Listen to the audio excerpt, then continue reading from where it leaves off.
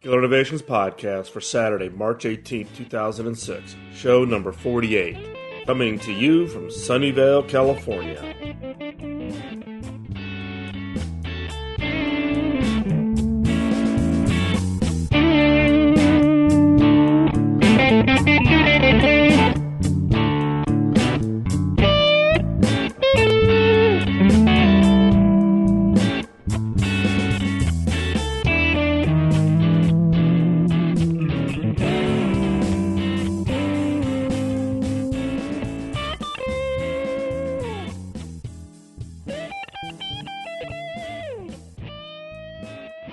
Welcome to the Killer Innovations Podcast. I'm your host, Phil McKinney. Please keep in mind that the information and opinions expressed in this podcast are mine and mine alone, and do not necessarily reflect those of my past, current, or future employers. Well, I'm coming off a vacation holiday with the family. It was spring break for a few of my kids who are in college. So I took last week off, and we went up to Tahoe and had a great time. As you, as the regular listeners of the podcast, probably know, I took last week off from the podcast also. It felt a little strange, given that I've only missed very few weeks over the last year. But it was nice to get a little bit of a break, go have some time up in the mountains, and come to find out I would not have been able to do a podcast anyways, because I had no broadband connection where I was at. We're coming up on the 1-year anniversary of the podcast. March 22nd, a year ago, was the very first podcast that was put out. It's still available for download if you go to the Killer Innovations site, albeit I would not encourage it. It's somewhat embarrassing as the first podcast that was put out. But we are now coming up on 1 year. So March 22nd, what's today? Today's the 18th. So sometime middle of this week, we'll pass the 1-year mark. We've done 48 shows. We're coming up quick on show number 50, so please send me your audio comment and feedback. If you've been a regular listener, you know that show number 50, I'm basically going to hand the show over to you, the listeners, for you to comment on the show, the last year, the impact the show has had, how you've applied what you've heard in the podcast, or any other comments about creativity and innovation that you want to share with the listeners. So you can send me an audio feedback by attaching an MP3 file or any other audio format. I'm pretty sure I can convert most anything to the email address, podcast@killerinnovations.com. Or you can call the audio feedback line and just leave a message, and that gets emailed to me as an MP3 file, which I can use in the show. And the feedback line, it is a U.S. number, so it's +1 703 636 4460. Again, one more time, +1 703 636 4460. And as I said in the beginning of the intro, I am doing this show from Sunnyvale, California. I am now in temporary housing here in Sunnyvale, in Silicon Valley. I'm in the process of being relocated here as part of my day job. So now I'm in the attempt of trying to turn the apartment into kind of my more permanent studio. So over the next month or so, hopefully I'll be able to get better sounding recordings out of the apartment. It's pretty barren, so there's a lot of echo effect. So please bear with me. But now that the relocation is in process, hopefully I can get a little bit more stable with regards to getting the recordings out on time and improving the audio quality. Thanks for all the emails. There's a lot of emails that came in while I was gone. I did post up on the Killer Innovations blog site that I was going to take last week off, and a number of you sent emails encouraging me to kind of disconnect for the week and kind of get refreshed, so I appreciate that. If you have any kind of feedback, questions, comments, a number of you now are starting to send me links to other interesting innovation articles. I really do enjoy those, so feel free. Also, feel free to post them up on the KI community site. So go to killerinnovations.com. On the right-hand side, you'll see a series of buttons to a number of the other pages around the Killer Innovations. And the KI community site is your areas, the listeners, to be able to interact with each other, post comments, post interesting articles, links, etc. Some great discussions going on this last week with regards to how to get groups of people together to run killer innovation workshops. So I would encourage you to participate in the KI community site. So if you find interesting articles, links, feel free to email them to me, but I would also encourage you to post those up on the KI community site. So, segment number 1. Well, as I said before, I was on vacation last week, and this has also been kind of a crazy week with regards to travel. I came back last weekend from holiday, and then this week has just been nonstop. I had to do a quick trip down to LA and back. But I got in last night, Friday, and just felt it was kind of one of those nights where you just kind of veg out on the couch and not do a whole lot. So I used my PVR and was going through some of the shows that I had recorded, and I grabbed the recording for a new show that's started last week here in the U.S. called American Inventor. Now, the show is based on the basic concept of kind of these music shows where performers, singers can compete to win prizes, and one of the outcomes is the fact that they get a recording contract. Well, here in the U.S., they've started a new show called American Inventor. The grand prize is $1 million and a contract to take whatever idea you have and commercialize it and bring it to market.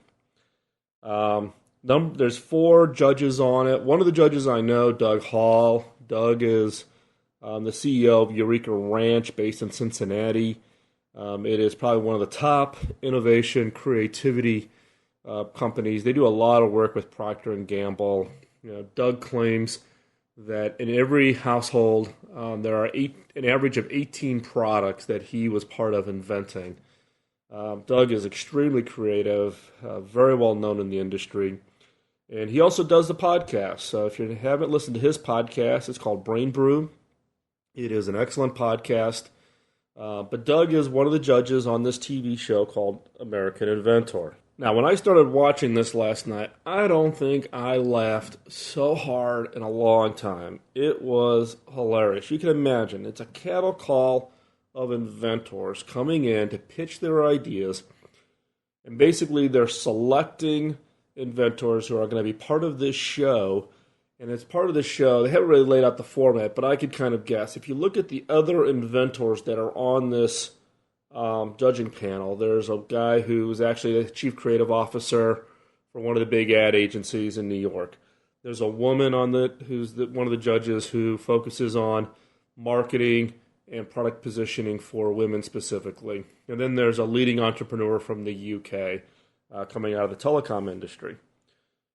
But you can kind of imagine the format being that they're going to get into the show, and then each week, each of the judges are going to work specifically with those inventors to try to refine and improve the ideas, and then every week, one of them gets voted off until finally the best idea or the best invention wins. But you can imagine they put out this cattle call, and they went around the country. So they were in New York and other cities, ultimately ending up in L.A., and you should see the lines of people with ideas. One of the things they did comment on the show, and they showed some of the clips, it was a 2-hour premiere last week. And actually, I'll have a link up on the site that'll take you over to Make.com. And Make.com has picture clips from the show, and they break out and list each one of the inventions that were presented as part of the show. And they're gonna maintain that on their blog each week for the show. So I'm telling, this is something, just for the entertainment value, if you can get a hold of the video, or if you're here in the U.S. and you can watch it live, it is well worth it. But it's amazing how many inventions or ideas were proposed that had something to do with toilets. And I'm amazed at how many inventors are focused on that area. Toilet paper, new kinds of toilets, shapes of toilets. I was just amazed. But, I mean, you saw the craziest ideas out there. And, I mean, that's what you get when you kind of do this cattle call and everybody's got the world's greatest idea. But when you look at how they made the selection process of who was going to make it to the next round, one of the criteria that kind of came evident after they had selected the first, two or three people who were going to make it to the next round. One was passion. They kind of played this up a little bit for the TV show as far as people getting emotional and telling people about what they've sacrificed to create this idea. And believe me, all of us in this field where we're coming up with ideas and you find that one idea that you just know in your gut is the right idea and you put everything on the line to bring that to fruition. That's what you saw in this show. You saw people where one guy had sold his house, sold his car, had no way to get around, and he'd funneled all of that money into creating or bringing his idea forward. And you saw, albeit that some of these ideas may have been incomplete, but that passion and that energy is what the judges were really looking for from the standpoint of being able to or being willing to invest their time, moving them forward to be part of this show, but to also invest their own time to help bring those ideas forward. And I'll tell you, in my case, I look at literally thousands of pitches from small independent inventors up to large companies, all wanting to work with the company that I work for with on my day job. And for me, passion is a key tipping point when I'm looking at working with small companies or small inventors who've got a fairly creative idea. Maybe it's not as far along or maybe it's not as complete. But when they can convey that passion and that energy and that belief that this is the idea, they can, that passion and energy is infectious. And the other thing that you saw on this show was people trying to stand out. They came up with some of the most creative and interesting approaches to doing the pitch. And basically, everybody in the show had 2 minutes. They had 2 minutes to make the pitch. And of the 4 judges, you had to get 3 yeses to move forward to the next level of the show. And I'm telling you, some of those pitches were just outrageous. One guy who actually, he got selected to go to the next level, had this shovel approach to filling sandbags, and he did it as a rap. Very creative, got the message across, used it as part of the demonstration, actually had the product there to show the product and how it worked. Very, very creative. The other is they had some people who were showing off a new device to trim branches off of trees. And they did it as the Wizard of Oz, Yellow Brick Road. Dressed up in full costumes, doing the whole singing, the whole bit. And I have to say, when companies come in and pitch me with new ideas, I haven't quite seen that kind of creativity. But I'll tell you, it definitely makes for entertainment value on this TV show.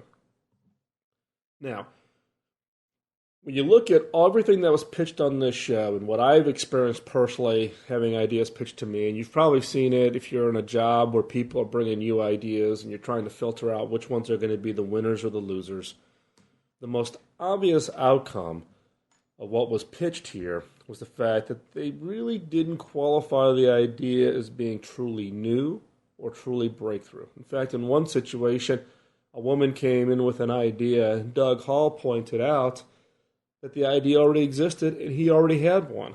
And this woman was totally shocked that somebody else had taken her idea and was already in the market.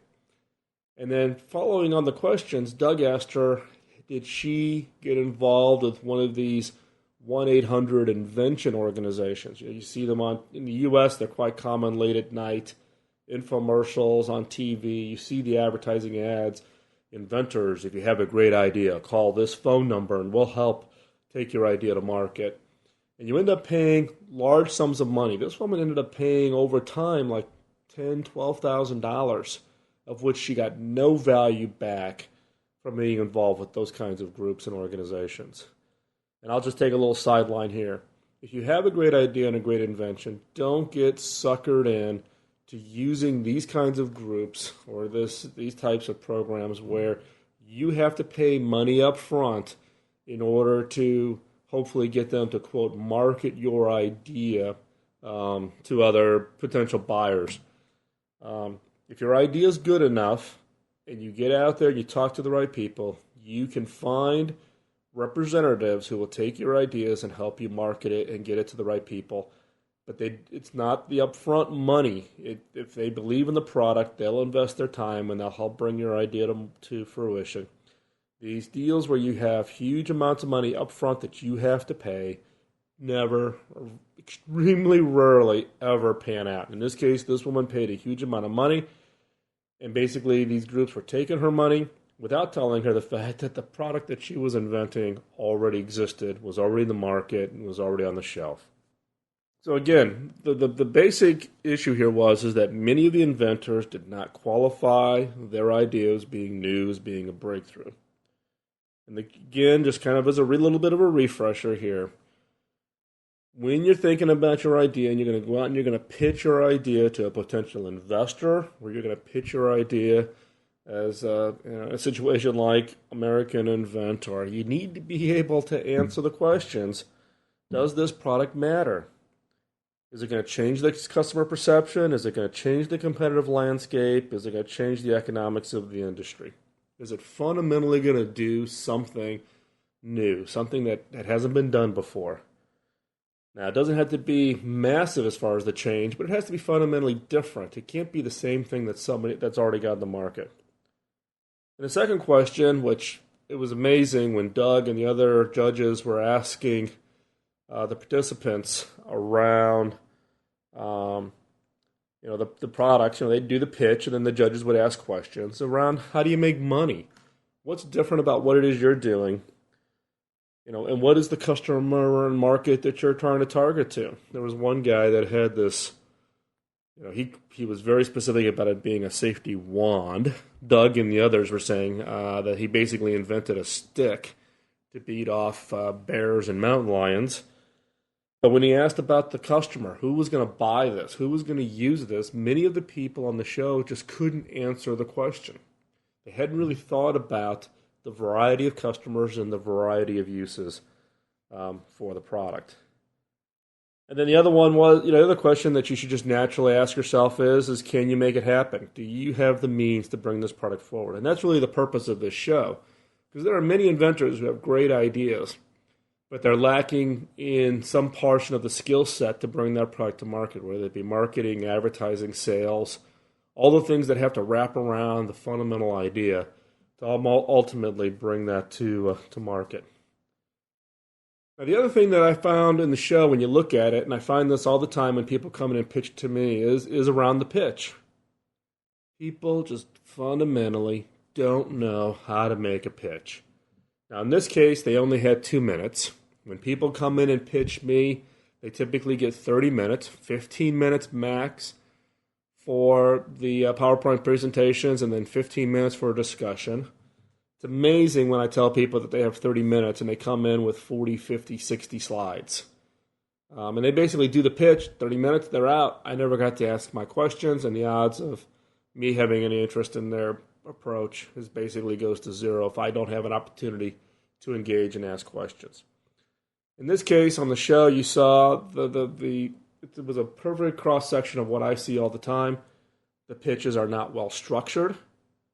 They're kind of random. They're kind of, people are nervous. They're coming in. They're trying to get you to be convinced that their idea is interesting and that you should buy it or invest or whatever.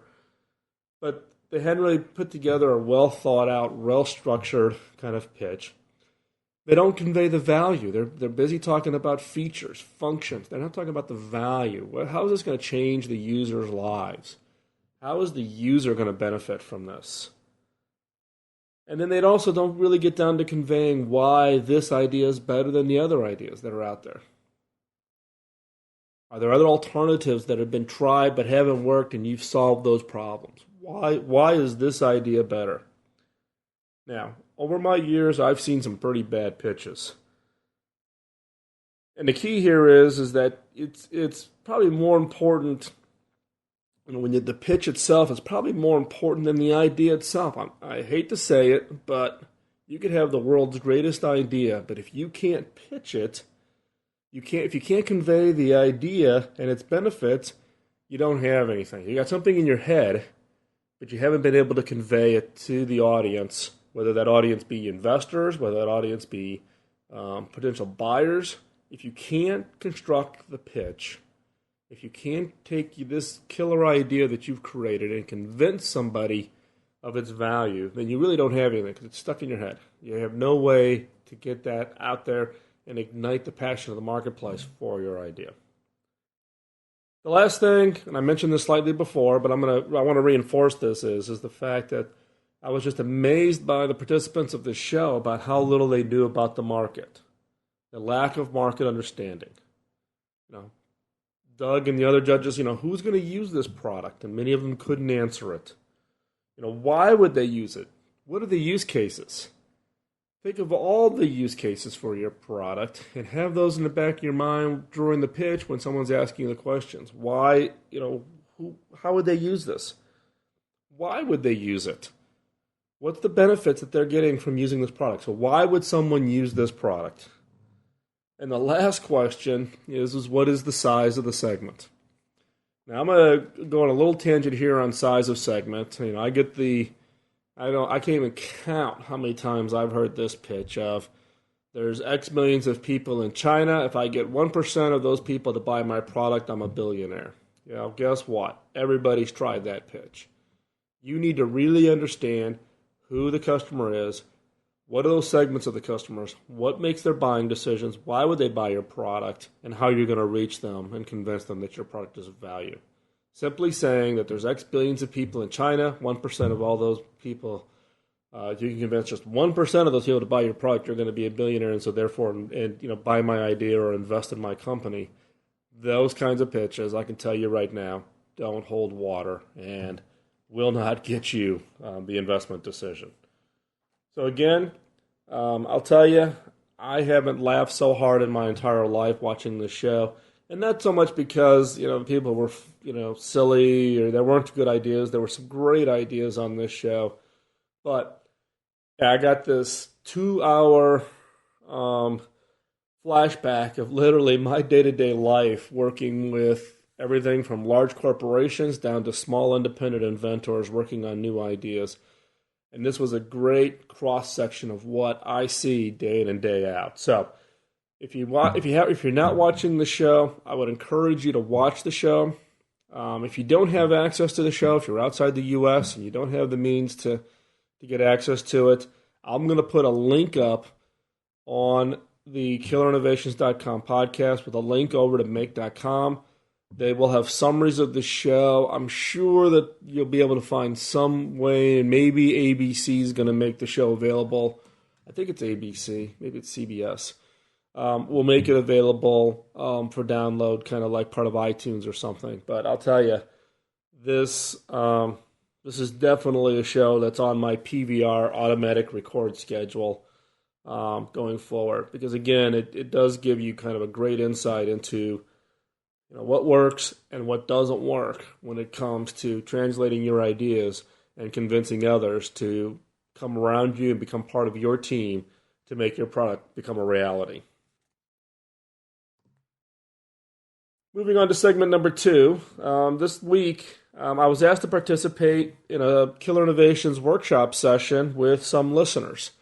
There were some listeners who are part of a major corporation. I'm not going to say their name, but if I said it, you'd recognize it, who have been regular listeners of the podcast, and they brought together a team and ran a 2-day Killer Innovations workshop. They've asked me to kind of dial in.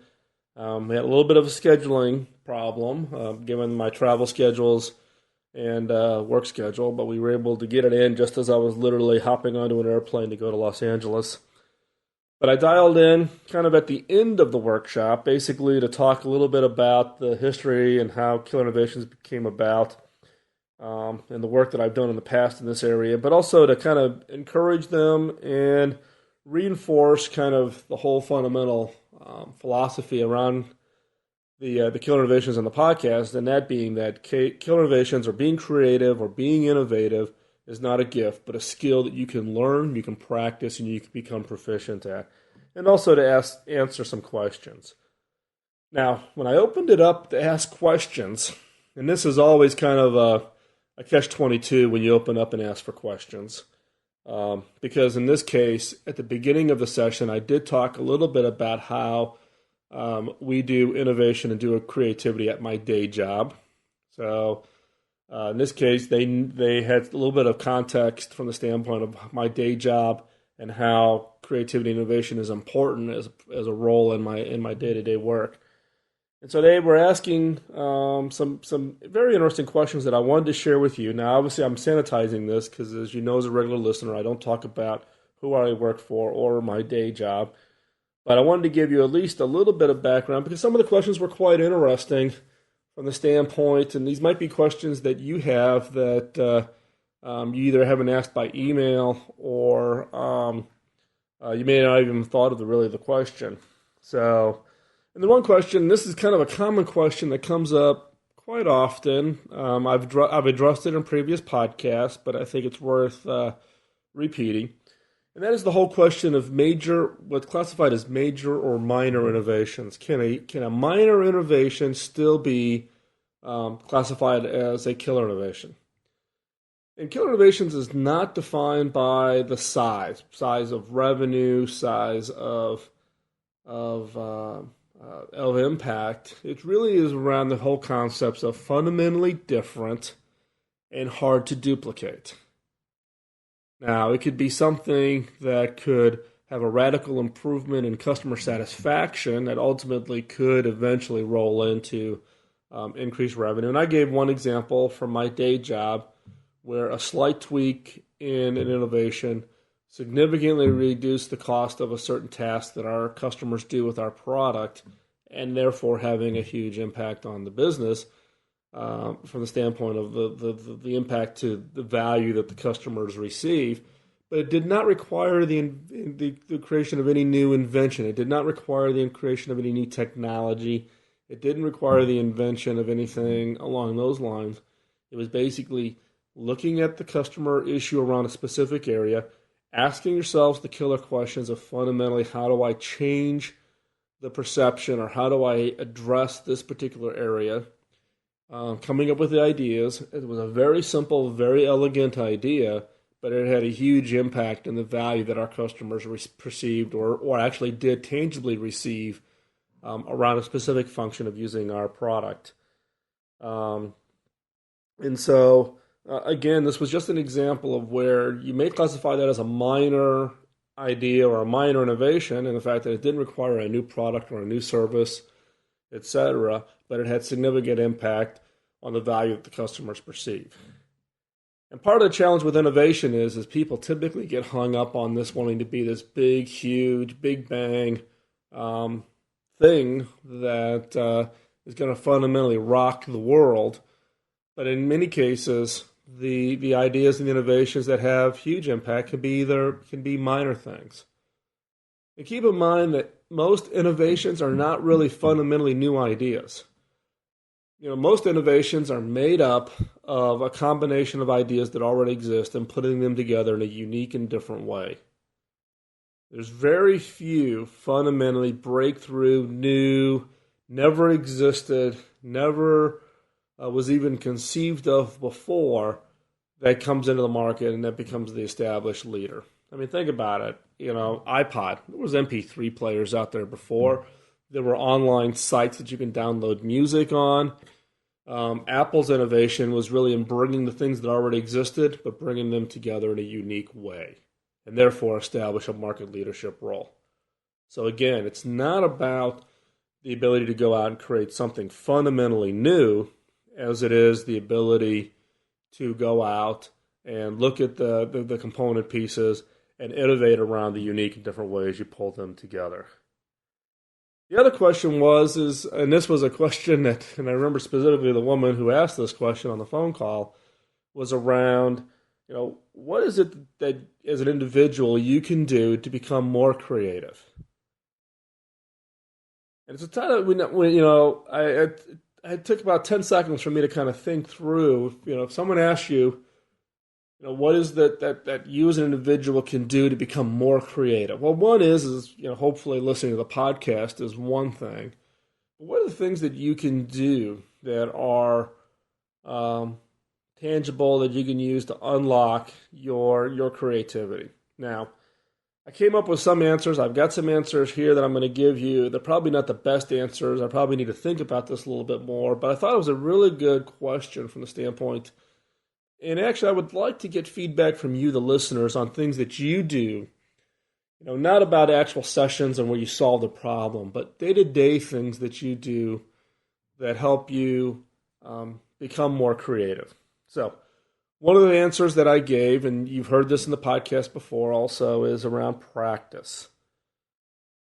My fundamental belief is that creativity and innovation is a skill that can be learned. You learn the tools, you learn the tricks, you learn the process, and then you practice it. So, how many of you run a personal ideation session at least once per week, where you sit down, you set the timer for 30 minutes, you set an idea quota for a minimum of 50 ideas, you craft a killer question, and that killer question could be things like, planning your next vacation, ideas around how to finance a new car, how to finance your kids, college education, how to go off and start a new business, whatever it is.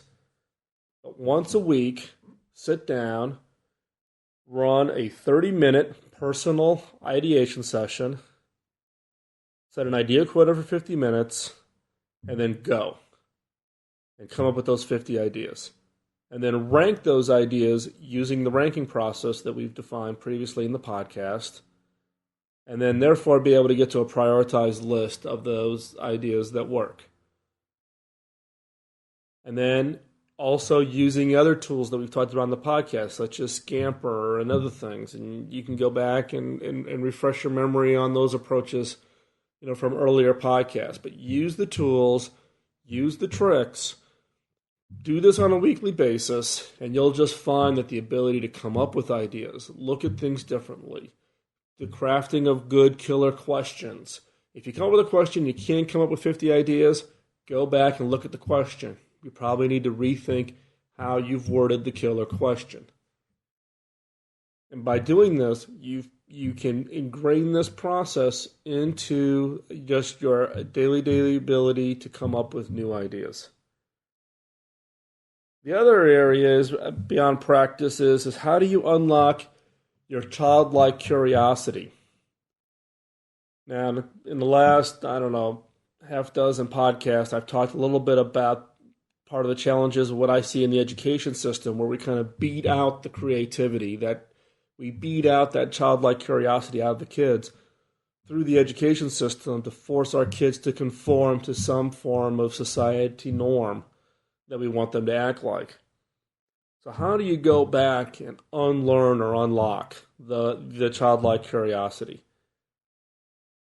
The key here is that as you go about day to day, try to find 1, 2, or 3 things that you've come across today, and think about, ask yourself the question as to why.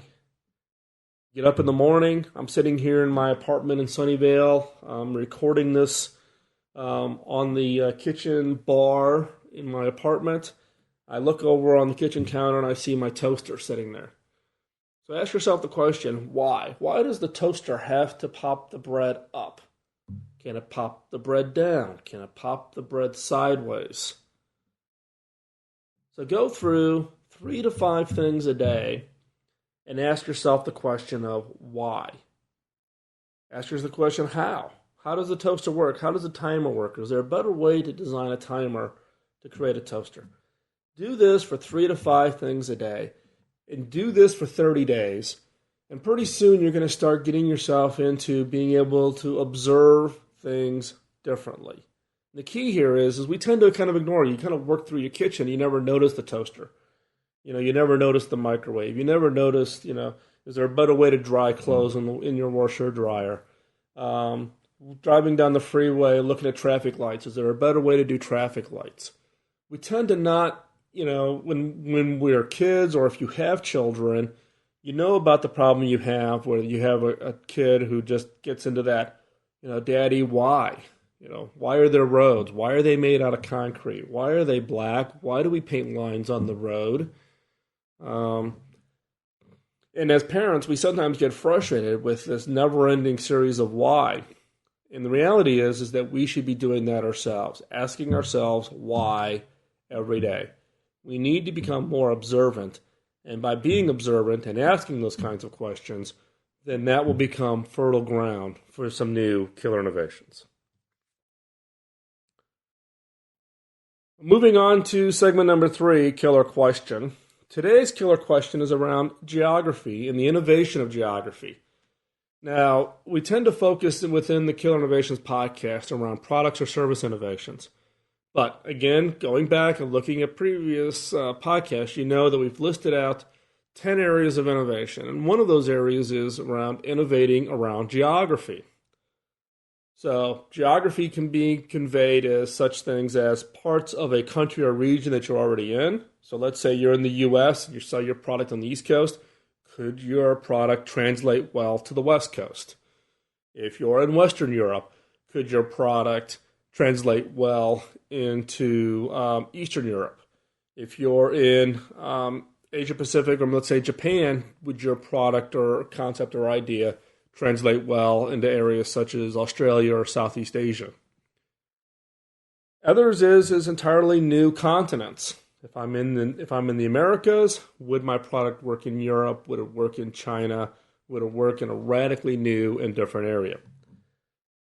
Now, the most common question that gets asked when you start thinking about geography or innovating into a new geography is, and this is the most common question people ask themselves is what new geography is like the region you already serve? So I sell in the U.S. Yeah, I could go sell in the U.K. because, they speak English. And therefore, then my product will sell well. And that is not what I would classify as really being innovative. You're trying to find similarities, adjacencies that you can easily move into. The way to unlock a really true killer innovation is to change that question. And the question that you should be asking yourselves is what new geography can you create unique value? What new geography can you go create unique value? Now, there are a variety of dimensions that you need to go look at. I'm going to run through a list here, and don't worry, I'll run through it a couple times like I normally do so you can capture it all. But again, the question is, what new geography can you go create unique value? And that value can be against your product, your service, whatever it is you're bringing to market. So, first is cultural interests.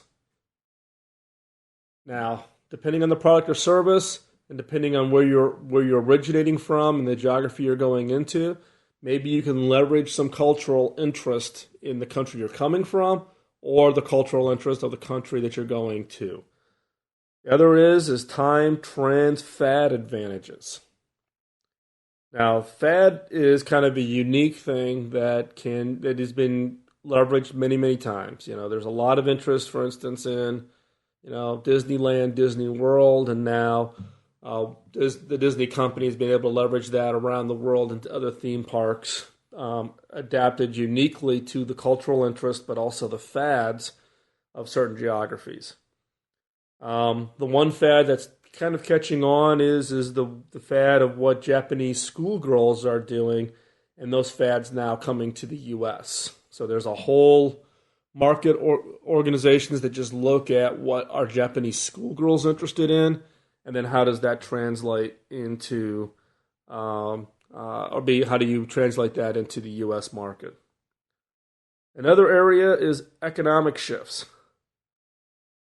Now, if you believe Tom Friedman in his book, The World is Flat, that the liquidity or the movement or the flattening of the economic market on the global scale is reducing the ability to take advantage of that somewhat, I would disagree.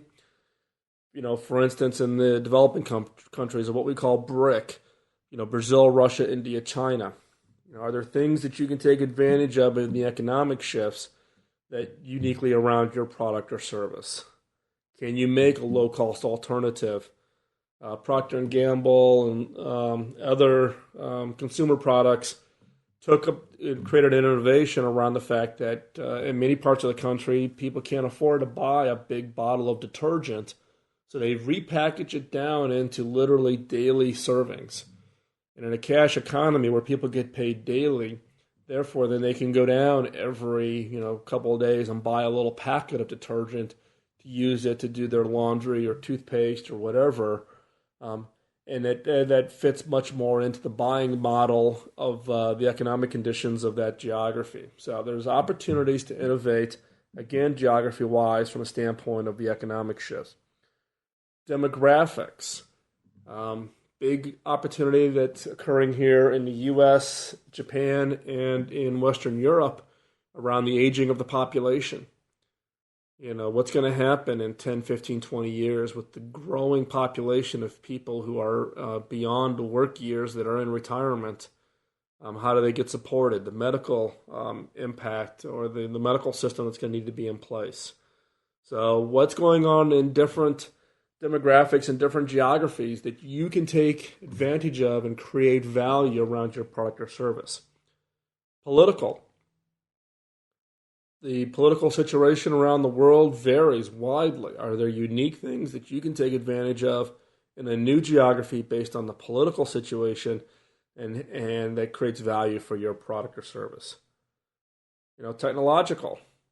Are there technology trends that you can bring or that you can leverage or that you are dependent on or that you can be a replacement for that has not taken hold in certain geographies? Now, wireless is being a good example, and the fact that in many developing countries now, rather than putting fiber optic or wired cables in the ground, wireless is the choice because you can deploy that and that becomes the new infrastructure. And so therefore the wireless industry is stepping up investments in developing countries and therefore becomes the alternative to replacing an aging infrastructure built on copper in the ground. And then lastly, albeit I'm not what I would classify as a big tree hugger person, but environmental. Does your product or technology have that you can go create value around it that has some kind of environmental trends that are based on a geography? So again, this week's killer question is, what new geography can you go create unique value? And that value is around your product or service. So again, what new geography can you go create unique value? And those value components or dimensions that you should look at are cultural, fads, economic, demographic, political, technological, and environmental. And with that, thanks for listening. However, before we go, I do have a question for you.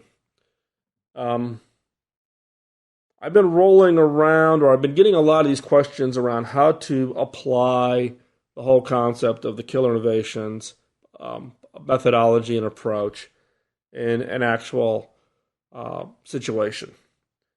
I've done some work, I participated in this session this last week with a group of listeners. I've been involved, for instance, with peripherally with a couple of listeners around doing a brainstorming session around creating a way to modify a van to help a young teenage girl be able to drive when she doesn't have any limbs. Been involved with some colleges and universities looking at new ideas around how to create new kinds of student housing ideas and new options for students in the college, in the college campuses. So I've been involved with a handful of these, and these questions keep coming up about how to apply. So I've been tossing around the idea of hosting a mini killer innovation workshop, kind of like one per quarter, limited to 10 to 12 people.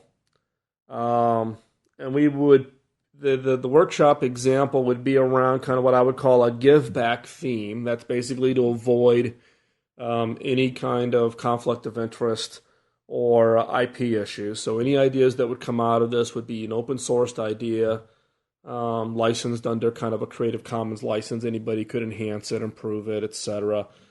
An example would be things like methods for nonprofit organizations to better to respond to Katrina-like disasters. Better coordination of nonprofits. That would be potentially one example. And the purpose here is not to actually generate ideas from the standpoint that have value that we would, people would go leverage and go create businesses around. It's having real problems, real killer questions, but really to give you, the listeners, the experience of having actually gone through the workshop process to make it easier for you to translate it into your personal life or into your business. Now, the thought is that we would host these either as virtual or in person. So move these around the globe, different continents at different times, and do these in person. And we would run through the entire process, stopping just short of developing prototype. So this would everything from observation, meaning homework, going out and observing, interviewing, talking with companies around the killer question of choice, coming together, running the idea session, ranking those ideas, etc., but just stopping short. The actual workshop itself, if it was in person, would be like a 1 day or a half day kind of an activity, typically on a weekend to avoid conflict with everybody's day jobs. Or if we ran it as a virtual workshop, it would probably be kind of limited to 1 to 2 hours. So again, the question that I'm asking for is, do you think this would be beneficial to you, the listeners, of having running an actual or experiencing a killer innovation workshop, mini workshop, so that you can then make it easier for you to translate it into and apply it to your personal life or your business, etc. And again, so I'm asking, one, would you find this is beneficial? Would you prefer it to be an in-person where you actually come together and we actually do a workshop for a day or so?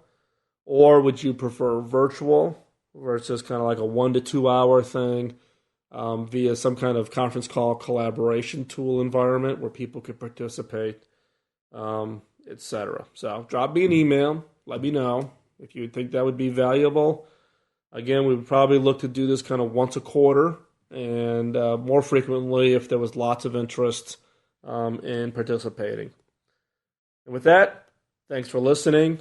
Without you, I would be doing something else, and it wouldn't be nearly as much fun. I truly enjoy putting together these podcasts, and I truly enjoy interacting with you, the listener, so please keep the feedback coming.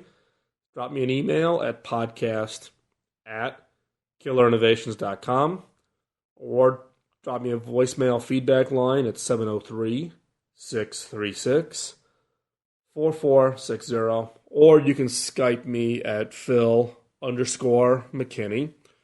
In addition, you can also link to me via LinkedIn if you are involved in LinkedIn social networking. You can just use the podcast at killerinnovations.com. If you do send me a LinkedIn request or if you do send me a Skype request, please call out that you're a listener in the podcast, because I get hundreds of invites and I tend not to accept them. But if you're a listener and you flag it that you're a podcast listener, then I'll go ahead and we'll get connected, and that way we have other means to communicate. Tell others about the podcast. We're kind of slowing down on the addition of new listeners. We are still growing, but we are slowing down. So, and I firmly believe that others can benefit from the information in the podcast. Again, my objective here is to pay it forward to you, the listeners, to give you the skills and approaches and techniques that can make you more innovative, more creative. So help me spread the word. Pay it forward by introducing the podcast to others, your friends, your family, your coworkers. This week, get creative. Hold at least one personal idea session. Remember, practice, practice, practice. And we'll see you next week. Bye-bye.